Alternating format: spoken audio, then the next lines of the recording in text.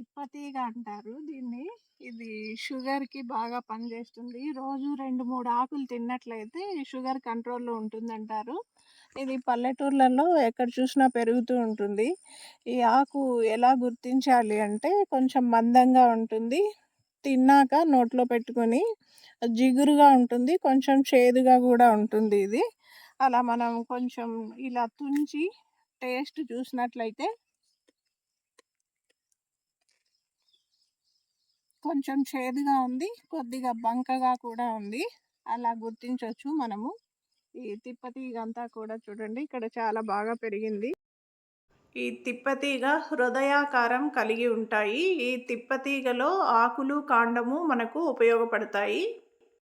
ఇవి anti oxidants కలిగి ఉండి ఫ్రీ రాడికల్స్ మరియు వ్యాధిని కలిగించే క్రిములతో పోరాడతాయి.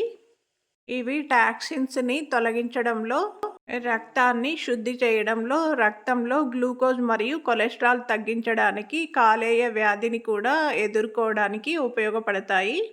యూరినరీ ఇన్ఫెక్షన్లను మరియు ఆస్తమా ఇవన్నీ కూడా తగ్గించడానికి ఉపయోగపడతాయి. అన్ని రకాల జ్వరాలను తగ్గించడానికి ఉపయోగపడతాయి. అందుకే కరోనా టైంలో ఈ తిప్పతీగ యొక్క వాడకం అనేది చాలా పెరిగింది. ఆస్తమా ఉండే వాళ్ళకి కూడా ఈ తిప్పతీగ అనేది చాలా ఉపయోగపడుతుంది. ఈ తిప్పతీగను డైరెక్ట్‌గా ఆకులు తినడం కన్నా ఈ ఆకుల యొక్క రసాన్ని జ్యూస్‌గా ఉపయోగించడము లేదా ఆకులను చూర్ణం చేసి మాత్రలుగా ఉపయోగించడము చేస్తారు. ఇంకా మంచి ఫలితాలు పొందడానికి ఆకుల కంటే వాటి యొక్క ముదిరిన కాండం అనేది పనికొస్తుంది. ముదిరిన తీగ.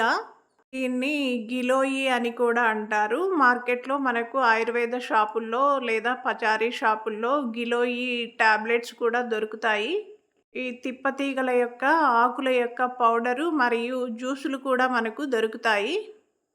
తిప్పతీగ ఆకులను నీడలో ఆరబెట్టి వాటిని పొడి చేసుకోవచ్చు ఇంట్లో కూడా. ఏదేమైనప్పటికీ మనము ఆయుర్వేద డాక్టర్ యొక్క సలహాతో వాడాల్సి ఉంటుంది. ఏ వ్యాధి సమస్యకి ఎంతవరకు వాడాలి అనేది తెలుసుకొని మాత్రమే వాడాలి. ఈ తిప్పతీగ బోలు ఎముకల వ్యాధిని కూడా నిర్మూలించడానికి ఉపయోగపడుతుంది అంటారు.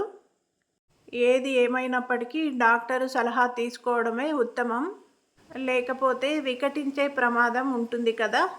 ఈ తిప్పతీగను రకరకాల ఔషధాలతో కలిపి వ్యాధిని బట్టి తయారు చేస్తారు. కాబట్టి మనము డాక్టర్ సలహాతో వాడడమే మంచిది.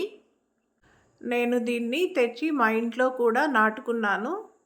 మనం ఎప్పుడైనా ఒక ఆకు తింటే ఎలాంటి ఇబ్బంది ఉండదు. అయితే ఏదైనా మనకున్నటువంటి జబ్బులని తగ్గించుకోవాలి అంటే మాత్రం డాక్టర్ సలహాతోనే వాడితే బాగుంటుంది.